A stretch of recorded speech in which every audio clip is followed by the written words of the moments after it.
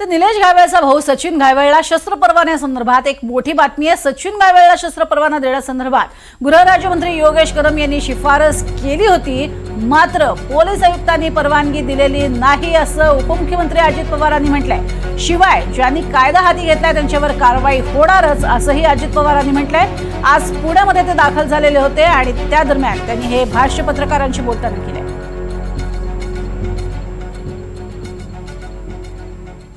त्यांनी मला सांगितलं की जरी काहींनी शिफारस केलेली असली तरी इथल्या सीपीनी त्यांना परवाना शस्त्र परवाना दिलेला नाही असं स्वतः आयुक्तांनी मला सांगितलेलं आहे।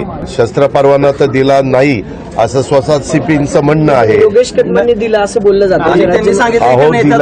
एक मिनिट तसं नाही, त्यांनी शिफारस केली परंतु सीपीनी दिला नाही असं सीपीचं म्हणणं आहे। असं काय करताय? मला स्वतः सीपी म्हणाले। त्याच्याबद्दल सगळी ती चौकशी करायला सांगितलेली आहे। कुणी पासपोर्ट दिला, काय दिला, कुणाची शिफारस होती, काय होती। दादा शिफारस केली पण त्यावर 2 नेत्यांच्या दबाव होता असंही त्यांनी। चौकशी होईल ना बाबा, दबाव कुणाचा होता?